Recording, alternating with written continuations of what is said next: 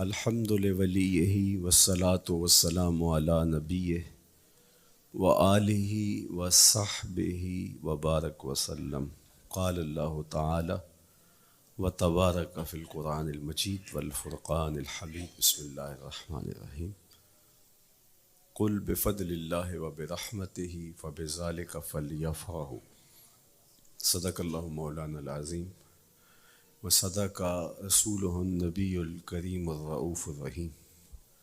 اللہم نور قلوبنا بالقرآن وزین اخلاقنا بالقرآن وادخلنا الجنۃ بالقرآن ونجنا من النار بالقرآن۔ قال اللہ تعالی وتبارک فی شان حبیبہ مخبرا وآمرا ان اللہ وملائکتہ یصلون علی النبی یا ایہا الذین آمنوا صلوا علیہ وسلموا تسلیما۔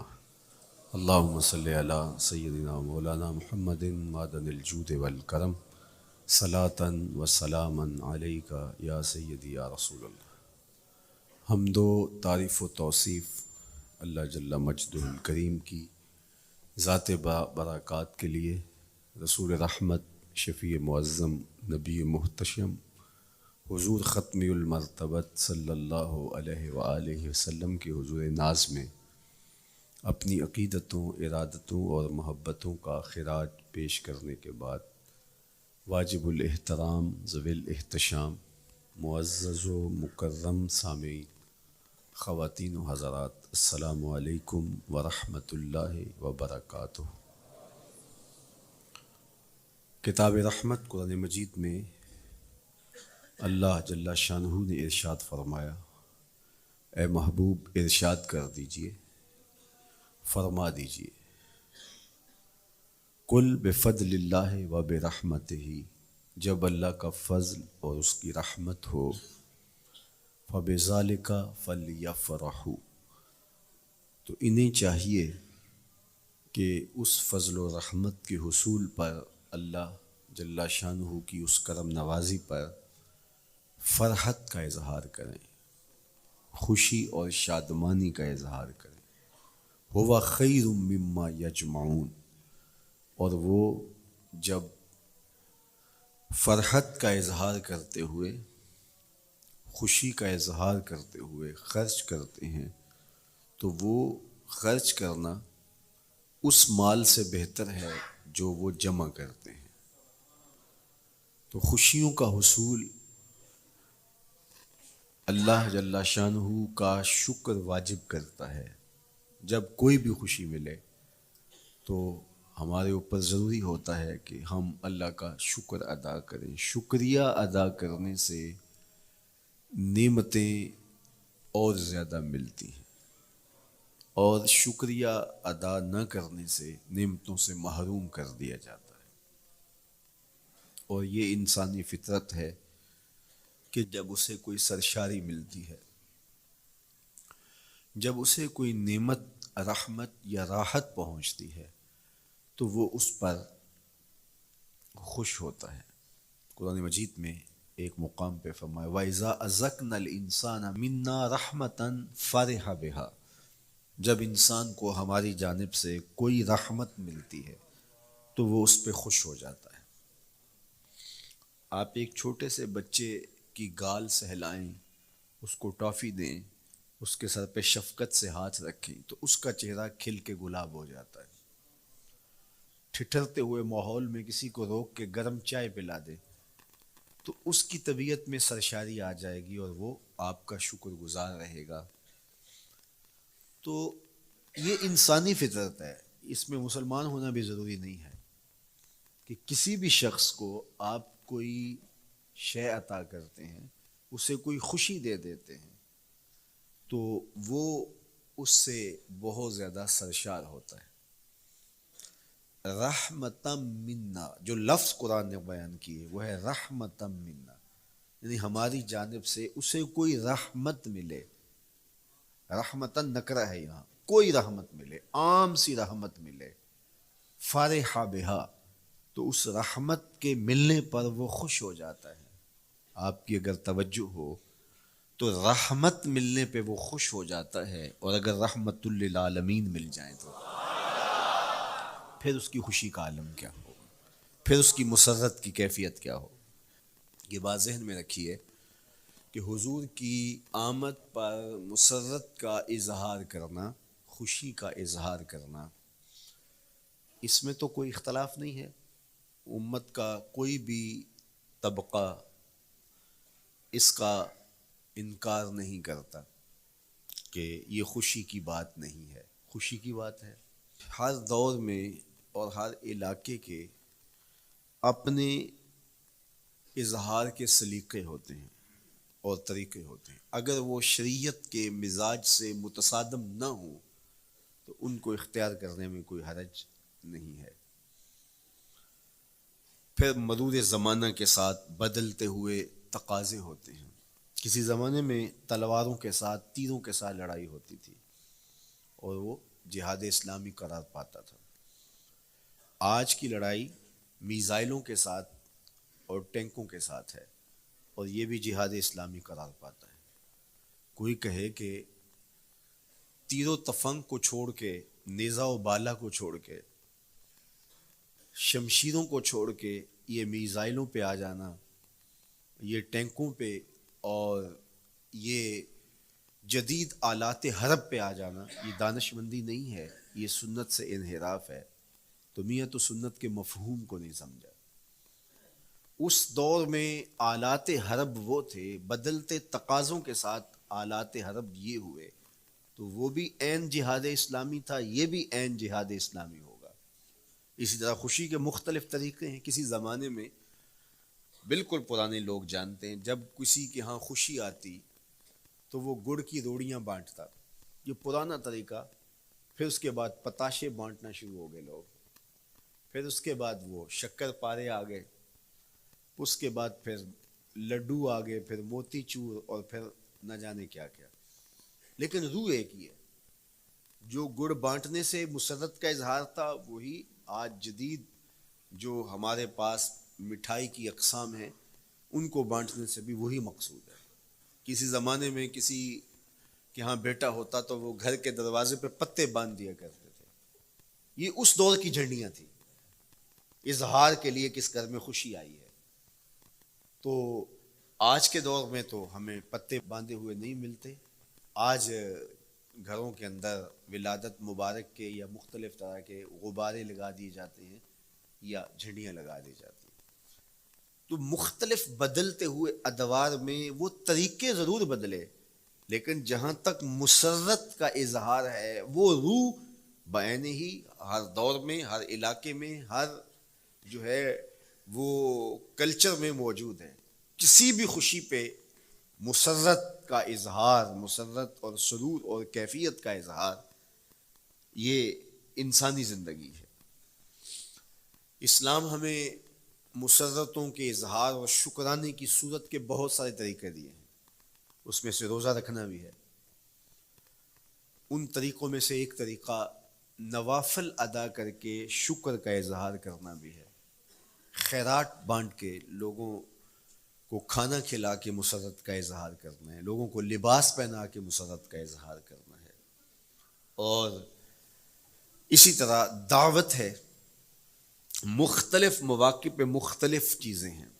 پیر کے دن حضور علیہ السلام روزہ رکھتے تھے۔ پوچھا حضور آپ پیر کے دن روزہ کیوں رکھتے ہیں؟ قال فیہ ولدت، کہا اس دن میں پیدا ہوا تھا۔ تو اپنی ولادت کا حضور دن پیر روزہ رکھ کے اللہ کے شکرانے میں دن گزارتے تھے۔ گو حضور علیہ السلام کی زندگی کا ایک ایک لمحہ رب کے تشکر میں بسر ہوتا ہے، لیکن حضور نے اس کی وجہ بیان کر دی کہ میں اس دن کا روزہ خاص طور پہ اس لیے رکھتا ہوں، فیہ ولدت، اس دن میری ولادت ہوئی تھی۔ اللہ اکبر۔ تو حضور کی ولادت اللہ کی بہت بڑی نعمت، اور اس پر شکرانہ خود میرے حضور نے ادا کیا ہے۔ علماء نے لکھا ہے کہ حضور کی ولادت کی خوشی یہ اللہ کی رضا کا سبب اور ذریعہ ہے۔ آپ نے سنا علماء سے کہ دین کا سب سے بڑا دشمن جس کا نام لے کے مذمت کی گئی وہ ابو لہب ہے۔ پورے قرآن میں کسی اور کافر کا ابو جہل کا نام بھی نہیں، عتبہ عتیبہ اور امیہ کا نام بھی نہیں ہے، لیکن نام لے کر کے مذمت اگر کسی شخص کی گئی وہ تو ابو لہب کی گئی۔ حضور علیہ الصلوۃ والسلام جب کوہ صفا پہ جلوہ فراز ہوئے، وَأَنذِرْ عَشِيرَتَكَ الْأَقْرَبِينَ، حکم ہوا پہلے قریبی لوگوں کو آپ اللہ کا ڈر سنائیں، تو حضور علیہ السلام نے قریبی لوگوں میں محنت کی، تو قریش کو، صنادید قریش کو، بنو ہاشم کو بلایا اور بلا کہ حضور نے ایک بات کہی کوہ صفا پہ کہ اگر میں تمہیں کہوں اس پہاڑ کی دوسری جانب سے ایک لشکر آ رہا ہے جو تمہیں کچل دے گا تو کیا میری بات مان لو گے؟ تو انہوں نے کہا اگر نظر نہ بھی آیا تو ہم کہیں گے ہم اندھے ہیں، آپ سچے ہو، ہماری نظروں کو پھیر لگ رہا ہے، آپ جھوٹ نہیں بول سکتے، ہم نے 40 سال آپ کے شب و روز دیکھے ہیں، تو کیسے ہم یہ گمان کر لیں؟ تو حضور نے فرمایا اگر میری ذات پہ اتنا یقین ہے تو مان لو اللہ ایک ہے۔ تو ابو لہب سب سے پہلے بولا تبا لک ھنالک سائر الیوم الہذا جمعتنا، معاذ اللہ، کہ آپ کا معاذ اللہ ہاتھ ٹوٹ جائے، آپ نے اس لیے ہمیں جمع کیا تھا؟ تو اللہ تعالیٰ جل شانہ نے اس کا جواب دیتے ہوئے ارشاد فرمایا تبت یدا ابی لہب وتب، ظالم تیرے دونوں ٹوٹ جائیں، ظالم تیرے دونوں ٹوٹ جائیں۔ تو ابو لہب کا نام لے کے مذمت کی گئی، لیکن یہ بدترین کافر جب حضور کی ولادت ہوتی ہے تو اس کی لونڈی سویبہ اس کو جا کے خبر دیتی ہے کہ تیرے مرحوم بھائی کے گھر بیٹا پیدا ہوا ہے، تو یہ بہت خوش ہو گیا، اس لیے نہیں کہ نبی تشریف لائے ہیں، اس لیے کہ میرے مرحوم بھائی کے گھر میں چراغاں ہوا، تو بھتیجا ہونے کے ناطے اس کو ایک سرشاری اور خوشی ہوئی، اور لونڈی کے خبر دینے پر اس نے اشارے سے اس کو کہا جا تو آزاد ہے۔ اللہ اکبر۔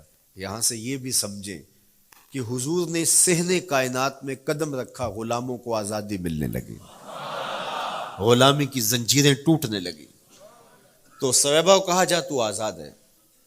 خیر ابو لہب کی ساری زندگی آپ کو پتہ ہے، لیکن جب مر گیا تو حضرت عباس رضی اللہ تعالیٰ عنہ کو خواب میں ملا، انہوں نے کہا سنا کیسی بیت رہی ہے؟ اس نے کہا سخت مشکل میں ہوں، ڈاڑھی تکلیف ہے، حضور کی مخالفت بڑی مہنگی پڑی، لیکن اتنا ہے کہ جب پیر کا دن آتا ہے جس انگلی سے اشارہ کر کے لونڈی کو آزاد کیا تھا اس سے ٹھنڈا اور میٹھا مشروب بھی ملتا ہے اور عذاب میں بھی کچھ کمی ہوتی ہے۔ شارح مسلم امام نووی کے استاد امام ابو شامہ جو بہت بڑا نام ہے حدیث میں، وہ فرماتے ہیں جب ایک کافر کو حضور کو نبی سمجھ کے نہیں بھتیجا سمجھ کے خوشی کرنے کا بھی صلہ ملتا ہے، تو ایک مومن جو حضور کا غلام ہے اور حضور کو امام اور مقتدا اور نبی رسول اور محبوب سمجھ کے خوشیاں کرتا ہے، اس کو اللہ کتنا کچھ عطا کرے گا۔ دوستاں کجا کنی محروم تو کے بعد دشمنا نظر داری،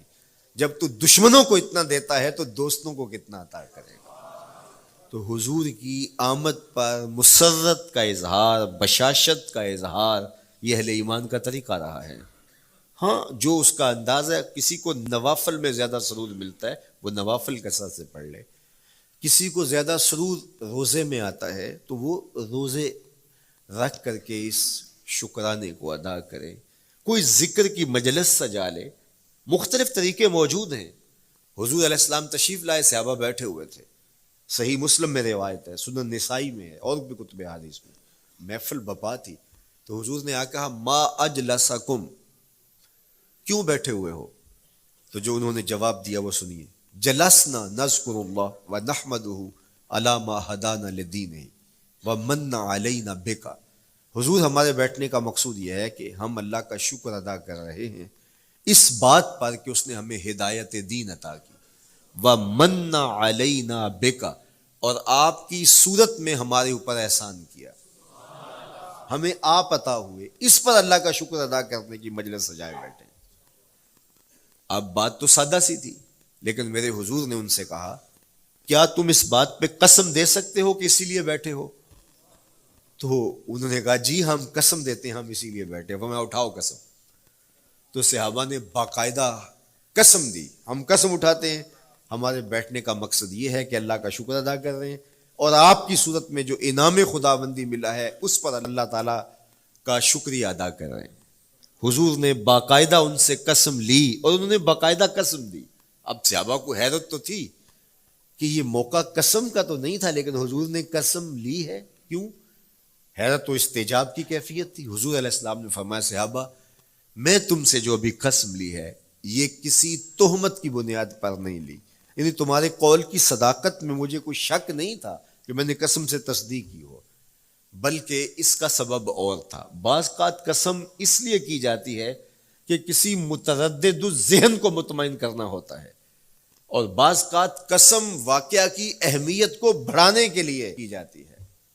کوئی بندہ کہہ رہا ہے کہ جناب فلاں صاحب آ رہے ہیں ہمارے گھر میں، مہمان آ رہے ہیں، تو گھر کا اچھا کہتا ہاں قسم اللہ کی، تو اس کا یہ مطلب نہیں کہ اس کے شک ہوتا ہے، اس کی خوشی اور اس کی مسرت کے اظہار کو بڑھانے کے لیے وہ کہتا ہے کہ ہمارے گھر کے اندر آج فلاں آ رہا ہے، تو وہ کہتا اچھا کہتا ہاں ہاں قسم اللہ کی وہ آ رہا ہے. تو یہ متردد کا شک دور کرنے کے لیے قسم نہیں ہے، یہ بلکہ اس کی خوشی اور سرشاری کو پختہ کرنے کے لیے ہے. تو عربوں میں قسم مختلف وجہ سے کی جاتی تھی. تو حضور نے فرمایا یہ جو میں نے تم سے قسم لی ہے یہ کسی تہمت کی بنیاد پہ نہیں لی، بلکہ اس قسم کا سبب کیا ہے سنو. پھر حضور نے خود بتایا، فرمایا تم یہاں بیٹھے تھے، میں حجرے میں بیٹھا تھا، اتانی جبریل علیہ السلام، میرے پاس جبریل امین حاضر خدمت ہوئے، فاخبرنی ان اللہ یباہی بکم الملائکہ، تو مجھے انہوں نے خبر دی ہے. محبوب ذرا باہر تو نکل کے دیکھو، صحابہ تمہارے اس عمل پر اللہ فرشتوں میں ناز کر رہا ہے، اللہ فرشتوں میں فخر کر رہا ہے کہ دیکھو میں نے ان کو نعمت دی، کتنے قدردان نکلے، اس نعمت کا شکرانہ ادا کر رہے ہیں. اور آج اگر ہم اپنے گھر میں بیٹھ کے، اپنی مسجد میں بیٹھ کے حضور کی صورت میں انعام خداوندی کا شکریہ ادا کرتے ہیں تو اللہ کی رحمتوں سے بعید نہیں کہ اللہ فرشتوں سے کہے دیکھو صدیاں بیت گئیں یہ آج بھی شکرانہ ادا کر رہے ہیں، اور یہ بات میری اور آپ کی بخشش کی ضمانت قرار پائے. تو حضور کی صورت میں جو انعام ہوا، حضرت حسان بن ثابت اکثر کہا کرتے تھے منا علینا ربنا ام بعث فینا محمدا، ہمارے رب نے ہمارے اوپر احسان کر دیا ہے کہ محمد عربی عطا کر دی ہے. ساری زندگی سجدے میں سر رکھ کے شکر ادا کرتے رہیں، حق کے شکر پھر بھی ادا نہ ہو. میں تو کہا کرتا ہوں ہمارے بدن پہ اتنے بال نہیں ہیں جتنے رسول اللہ کے احسانات ہیں. ہمارا بال بال قرض رسالت میں جکڑا ہوا ہے، ساری زندگی ان کے گیت گائیں. میں ایک رات کے میلاد کا صرف قائل نہیں ہوں کہ ایک رات میلاد کر لو اور پورا سال چھٹی، ساری زندگی حضور کا نام جپو، ساری زندگی حضور پہ درود پڑھو، لمحہ لمحہ حضور کے ذکر کا چراغاں کرو. صرف اپنے گھروں میں، اپنی چہار دیواریوں میں اور اپنے بازاروں میں جھنڈیاں ہی نہ لگاؤ، بلکہ دل کے ایک ایک فرد پہ نام محمد کی جھنڈی لگاؤ. صرف منڈیروں پہ چراغاں ہی نہ کرو، بلکہ دل کی اندھیر گلیوں میں بھی حضور کے نام کا چراغاں کرو، اندر بھی روشنی ہو باہر بھی روشنی ہو. حضور پہ درود پڑھو، حضور کا ذکر کرو، اپنے بچوں کو بٹھا کر کے حضور کے قصیدے سناؤ، حضور کی شانیں سناؤ، حضور کی سیرت بتاؤ انہیں. اپنے گھر کے ماحول کے اندر، اپنی مسجد میں، اپنی گلی میں، اپنے دوستوں میں حضور کا ذکر کرو. دوستوں آپس میں بیٹھو تو کہو یار اللہ کا کتنا کرم ہو گیا کہ اللہ نے ہمیں حضور عطا کر دیا. دوستوں میں بیٹھے جب یوں بات کرو گے تو اللہ کی رحمتیں کس قدر تمہارے اوپر برسیں گی. اپنی عقیدتوں کا اظہار کرو، وہاں کمیت نہیں دیکھی جاتی، وہاں کیفیت دیکھی جاتی ہے، وہاں مقدار نہیں دیکھی جاتی، وہاں معیار دیکھا جاتا ہے. وہ چہرہ اور چہرے کا تل نہیں دیکھتے، وہ بندے کا دل دیکھتے ہیں. وہ دیکھتے ہیں کون کس خلوص کے ساتھ محبت لے کر کے آیا ہے. شاہ ولی اللہ محدث دہلوی بہت بڑا نام ہے، تمام مکاتیب فکر کے نزدیک معتبر نام ہے. شاہ ولی اللہ محدث دہلوی فرماتے ہیں میرے والد شاہ عبد الرحیم محدث دہلوی ہر سال حضور کا میلاد کرتے تھے، اور اپنی استطاعت کے مطابق لوگوں میں، آنے والوں میں کچھ کھانا بھی تقسیم کرتے. ایک سال حالات اتنے پتلے تھے کہ ان کو میسر نہ تھا کہ لوگوں کو بھرپور کھانا کھلا سکیں، لیکن کہا چلو ناغہ نہ ہو، ایک تسلسل ہے جاری رہے، تو انہوں نے چنے بانٹ دیے بعد میں. لیکن دل میں تشویش تھی کہ اس مرتبہ من کی منشا پوری نہیں ہوئی. تو اسی حالت میں سو گئے. سوئے تو مقدر جاگا, حضور کا دیدار نصیب ہوا. اور جس نے حضور کو خواب میں دیکھا اس نے حضور کو ہی دیکھا. من رآنی فی المنام فقد رآنی, فرمایا جس نے مجھے خواب میں دیکھا اس نے مجھے ہی دیکھا. فإن الشیطان لا یتمثل بی, شیطان میری مثل ہو ہی نہیں سکتا. خواب میں آ کر بھی حضور کی مثل ہونے کا دعویٰ نہیں کر سکتا. جس نے مجھے دیکھا اس نے مجھے ہی دیکھا. اور دوسری بات, حضور جس کے خواب میں آئے قصد, ارادے اور مرضی سے آئے. تیسری بات, حضور علیہ الصلوۃ والسلام نے خواب میں کسی کو کچھ عطا کیا تو وہ حقیقت میں عطا کیا. ویسے میں خواب میں کسی سے کچھ لیتا ہوں, آپ خواب میں کسی سے کچھ لیتے ہیں یا کسی کو کچھ دیتے ہیں تو وہ محض خواب ہوتا ہے. آپ نے کسی سے قرض لینا ہو تو وہ خواب میں آ کے ادا کر دے تو صبح اٹھ کے کھاتے سے نام کاٹ دیں گے؟ آپ کہیں گے خواب میں ادا کیا. بھوک میں تڑپتے سو گئے, رات عالی نسب ہوٹل سے کھانا کھاتے رہے, صبح بھوک محسوس کریں گے یا نہیں؟ خواب میں کھایا ہے نا. وہ کیا کسی نے کہا 100 بار میرے ہاتھوں میں تیرا دامن آیا, جب آنکھ کھلی تو اپنا ہی گریباں تھا. کچھ نہیں ہوتا, خواب محض خواب ہوتا ہے. لیکن اگر حضور کسی کو خواب میں کچھ عطا کریں, امام بوصیری سے پوچھو, رات چادر ملتی ہے, صبح اٹھتے ہیں کندھوں پہ موجود ہوتی ہے. حضور عطا کرتے ہیں تو حقیقت میں عطا کرتے ہیں. امام سخاوی نے القول البدیع میں لکھا ہے, ایک شخص حضور کے روضے پہ کھڑا ہے اور کیا کہتا ہے, آنا ضیفوں کا, میں آپ کا مہمان ہوں اور آپ کے ہوتے ہوئے کسی اور در پہ تو نہیں جانا. آقا جی میں تیرا ہو کے خیر منگاں در در دا, مریل کتا کیوں اخواواں ایڈے بختاں وردا. جب میں تیری چوکھٹ پہ ہوں تو کسی اور سے کیوں مانگوں. اور میرے امام بولے, کون دیتا ہے دینے کو منہ چاہیے, دینے والا ہے سچا ہمارا. کوئی جھولی میں چند ٹکڑے ڈال بھی دے تو ساری زندگی جتلائے گا. اللہ اکبر. عارف عبد المتین نے تو قلم توڑ دیا نا. اور جتنے بھی سہارے ہیں سبک کرتے ہیں, عزت نفس بڑھاتا ہے سہارا تیرا. ہر آسرا کمزور کرتا ہے لیکن نبی کا آسرا سر بلند کرتا ہے. کسی چودھری کا, خان وڈیرے کا مانگت سر اٹھا کے چل سکتے کہ میں فلاں کا مانگت ہوتا ہوں اور جس کو خیرات مدینے کی گلی سے ملی ہو. اسی لیے میرے امام نے مشورہ دیا, ٹھوکریں کھاتے پھرو گے ان کے در پہ پڑ رہو. قافلہ تو اے رضا اول گیا آخر گیا. وہ کھڑا ہی حضور کے روضے پہ اور کیا کہتا ہے, آنا ضیفوں کا, میں آپ کا مہمان ہوں اور آپ کے ہوتے کسی اور در پہ جاؤں. اللہ اکبر. یہ کہتے کہتے آنکھ لگ گئی. حضور خواب میں تشریف لائے, دائیں ہاتھ میں روٹی تھی, عطا کرتے میں خوز لے لے. کہتا میں نے خواب میں کھانا شروع کر دی, ابھی آدھی روٹی کھائی تھی, پوری روٹی نہیں کھائی تھی, آدھی روٹی کھائی تھی کہ میری آنکھ کھل گئی. جب آنکھ کھلی تو دوسرا آدھا ٹکڑا میرے ہاتھ میں موجود تھا. وہ دیتے ہیں تو حقیقت میں دیتے ہیں. تو شاہ ولی اللہ محدث دہلوی فرماتے ہیں کہ میرے والد شاہ عبد الرحیم محدث دہلوی نے خواب میں حضور کو دیکھا, اور چونکہ دن یہ عمل گزرا تھا اور کہ مہمانوں کو خاطر خواہ تواضع نہیں کر سکا تھا, تو حضور کے سامنے انواع اقسام کی چیزیں پڑی ہیں, ان میں میرے والے چنے بھی موجود ہیں اور حضور ان کے ساتھ شفقت فرما رہے ہیں. تو یہاں معیار دیکھا جاتا ہے, مقدار نہیں دیکھی جاتی. یہاں کمیت نہیں دیکھی جاتی, کیفیت دیکھی جاتی ہے. یہاں چہرے اور چہرے کا تل نہیں دیکھا جاتا, یہاں آنے والے کا دل دیکھا جاتا. یار چہرہ تو چمکدار تھا, اسی لیے ابو لہب کہتے ہیں نا, شعلے کی طرح چمکتا ہوا, لیکن جہنم کا ایندھن بنا. اور کالے رنگ والا, ہونٹ موٹے ہیں, لیکن کعبے کی چھت میں کھڑا اذان دے رہا ہے. اذان ازل سے تیرے عشق کا ترانہ بنی, نماز تو اس کی دید کا ایک بہانہ بنی. ادائے دید سراپا نیاز تھی تیری, کسی کو دیکھتے رہنا نماز تھی تیری. تو عقیدتوں کے رنگ اور محبتوں کے رنگ حضور علیہ السلام کے ساتھ جب کوئی پیش کرتا ہے تو رائے گانی جاتی. یہ وفاداروں کا در ہے, یہاں بے وفائی کا تصور ہی نہیں ہے. وہ ہاتھ پکڑتے ہیں تو پھر چھوڑتے نہیں ہیں. اس لیے ان سے محبت کا ربط قائم کیجیے, اپنی اولادوں کو حضور کا پیار سکھائیے, اپنے گھروں میں میلاد کیجیے. لازم نہیں ہے کسی عالم دین کو بلاؤ, آپ اپنے گھروں میں حضور علیہ السلام پر درود پڑھیے گا, بچوں کو بٹھائیے گا اور حضور کی سیرت کا کوئی واقعہ ان کو سنائیے گا. صحابہ اپنے بچوں کو بٹھا کر کے حضور کی سیرت بتایا کرتے تھے, حضور کا نقشہ بتایا کرتے تھے, حضور کے شمائل ذکر کیا کرتے تھے. اور کوئی صحابی ملتا تو تابعین جمع ہو جایا کرتے تھے اور اسے پوچھتے تھے اچھا بتاؤ حضور کی صورت کیسی تھی، زلفیں کیسی تھی. یہی میلاد ہے نا. میلاد میں حضور کے فضائل کا ذکر ہوتا ہے، شمائل کا ذکر ہوتا ہے، خصائل کا ذکر ہوتا ہے. اور موسم حج کا ہے. ایک اونچے ٹیلے پہ حضرت سیدنا ابو طفیل چڑھ گئے. یہ آخری صحابی ہیں، اس کے بعد کوئی صحابی نہیں. آخر میں سب سے آخر میں فوت ہوئے 110 ہجری میں. حضور کے وصال کے 100 سال بعد تک زندہ رہے. اونچے ٹیلے پہ چڑھ گئے اور لوگوں کو کہا لوگوں آؤ، اس وقت روئے زمین پہ میرے علاوہ کوئی نہیں جس نے حضور کو دیکھا ہے. بس انہی آنکھوں نے حضور کو دیکھا ہے. کیا ناز ہے. میرے ایک استاد ہوتے تھے سر محمد علی حاشر، اللہ ان کی قبر پہ رحمت نازل کرے. تو وہ بڑے بڑے مشاہیر اہل سخن سے ملے تھے تو وہ بات کرتے تھے. میں مولانا ظفر علی خان کا مصاحب رہا ہوں، میں نے اقبال کو دیکھا ہے.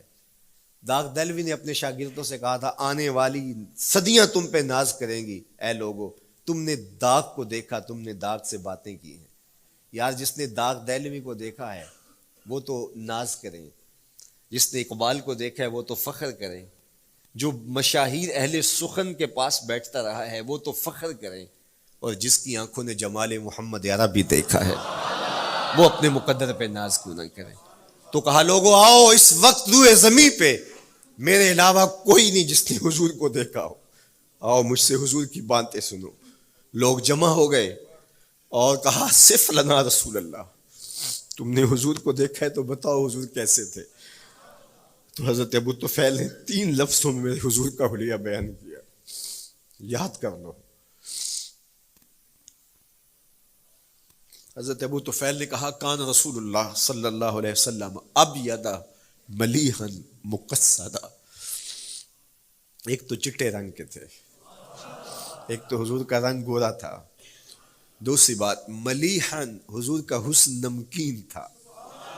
اور تیسرا مقصدا، حضور متوازن تھے، نہ قد لمبا نہ قد پست، سوا صدر والبطن، سینہ اور پیٹ برابر. لیسا بالطویل الممغط ولا بالکثیر المتردد، نہ پست کے عجیب دکھائی دیں نہ اتنے لمبے کے عجیب لگیں بلکہ درمیانہ قد. لیکن اذا جامع القوم غامرہم، سن لو حضور کا قد تو درمیانہ تھا لیکن جب لوگوں کے درمیان چلتے حضور کے کندھے لوگوں کے سروں سے اونچے دکھائی دیتے. یہ اللہ نے شان دی اپنے محبوب کو.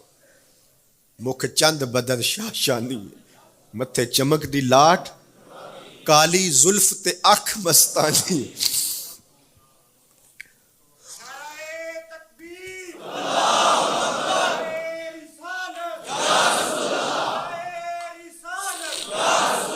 کالی زلف تے اکھ مستانی ہیں، مخمور رکھی ہن مد بھریاں.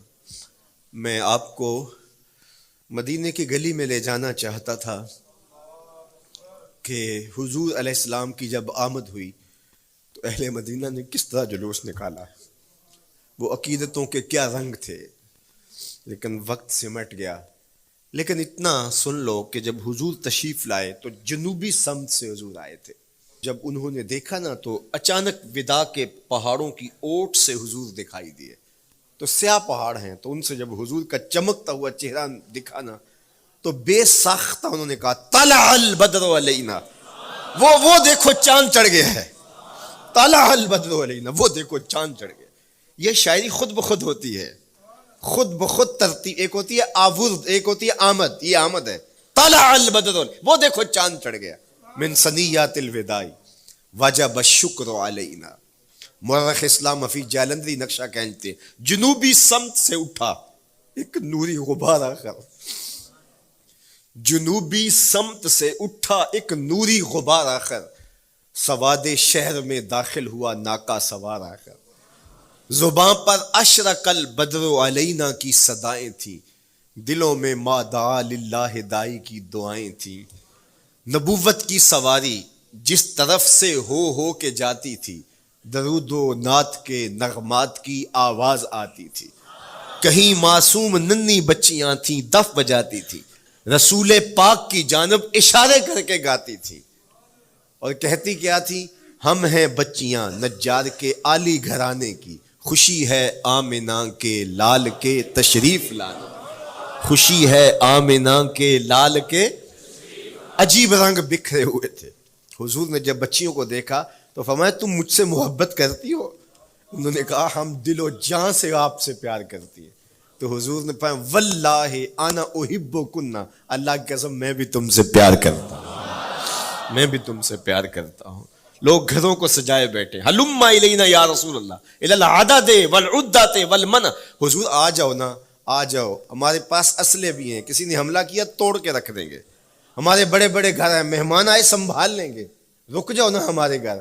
اب اتنے چاہنے والے ہوں تو کس کو پذیرائی دیں؟ حضور اونٹنی کی مہار گردن پہ ڈالتے، فرماتے خلو سبیلہا ناقتی معمورۃ من اللہ، اس کی راہیں چھوڑ دو، یہ اللہ کے حکم کی پابند ہے. کہتے ہیں لوگوں نے اونٹنی کو چارہ دکھانا شروع کر دیا کہ چلو اونٹنی بیٹھ جائے. اللہ اکبر، پانی ہڑا نو لوڑ کی راہ براندی، پہنچے آپ دریار سرکار یارا. یار جب محبت پیدا ہوتی ہے یار منانے کے ڈھنگ بھی سیکھ لیے جاتے ہیں، محبت بتا دیتی ہے محبوب کو کیسے منانا ہے. لیکن حضور فرماتے خلو سبیلہ ناقتی معمور، راہیں چھوڑ دو، میری اونٹنی اللہ کے حکم کی پابند ہے، یہ سبز چاروں کے لالچ میں آنے والی نہیں ہے، چھوڑو چھوڑو اس کا راستہ. اللہ اکبر، جب بنو نجار کے محلے سے حضور گزرے، یہی بچیوں نے تالا البدر علینا پڑھا تھا، اور یہی محلہ حضور کے ننیال کا محلہ تھا. انہوں نے جو لفظ کہے، امام صالحی نے، اللہ ان کی قبر پہ کروڑوں رحمتیں نازل کرے. سبل الہدا والرشاد میں نے کئی مرتبہ یہ مقام پڑھا ہے، باب الہجرہ مسلم شریف باقی کتب حدیث میں بھی ہے، لیکن امام صالحی نے بہت ساری حدیث جمع کی ہیں، اور انہوں نے یہاں جو منظر بیان کیا ہے، انہوں نے جو لفظ کہے نا، جب حضور آئے بنو نجار کے محلے سے گزرنے لگے تو ذرا لفظوں کی چاشنی دیکھیے، ان لفظوں سے ٹپکتے شہد کو دیکھیے. تو انہوں نے آگے بڑھ کے حضور کو دعوت دی، اور لفظ کیا کہے، ہلم الی اخوالک یا رسول اللہ الی العدد والعدۃ والمن، حضور ادھر تو رک جاؤ، یہ تو آپ کے ماموں کے گھر ہیں، یہ تو آپ کے ننیال کا محلہ ہے. لیکن حضور نے فرمایا کہ بس میری راہیں چھوڑ دو. پھر اونٹنی جا کے کہاں بیٹھی، نیویاں دا پرونا ہے میرا نبی، کوٹھیاں تے چڑھے ویخ دے رہ گئے. سہل اور سہیل دو یتیم بچے تھے، اور ان کی خالی جگہ پڑی تھی، جا کے اونٹنی وہاں بیٹھ گئی. اٹھایا گیا پھر بیٹھ گئی. قریب ترین مکان حضرت ابو ایوب انصاری کا تھا. دوڑے آئے، سامان اتارنے لگے، کہا حضور اونٹنی کو اب نہ اٹھاؤ، اب تو میرے بخت جاگ پڑے ہیں. پھر ان کی کیفیت کیا تھی، امروز شاہ شاہاں مہمان شدست و مارا. امروز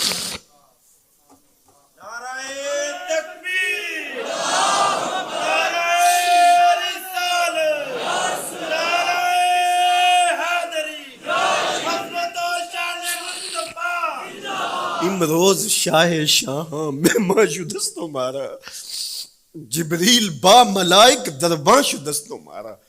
وہ کہتے ہیں آج شاہوں کا شاہ میرے گھر کا پرونا بن گیا ہے.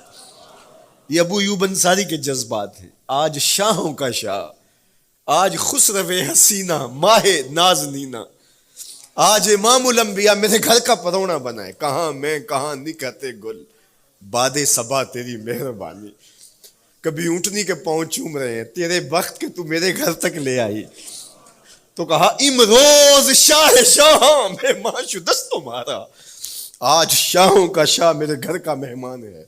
پھر آگے کیا کہتے ہیں، جبریل با ملائک درباں شدست و مارا.